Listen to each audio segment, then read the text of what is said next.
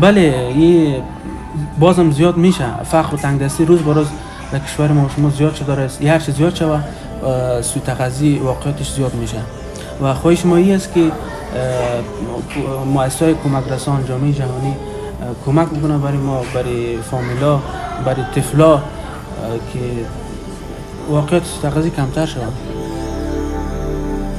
In Afghanistan, the biggest cause of malnutrition is the underlying poverty rates, and second to that would be the conditions of drought, right?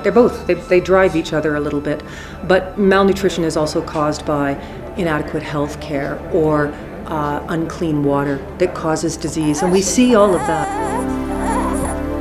خیلی ناراحت هستیم. کل ما از خورد و خواره‌هاش شوهرم کل ما خامت هستیم.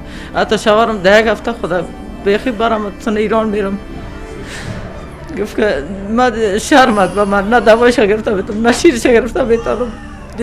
دختر پیشونی چشم مطمئن میره. من چطور کنم؟ جهان ما میخواهیم که روز معادل شود، روزگار معادل شود. ما دیگه اینمی روزا میفهمیم. ما دیگه به این چیز خوش هستیم که چی ما بالا بره دیگه. ما دیگه توری بیچار تا چه وقت باشیم دیگه. بیا جگر خون هستیم.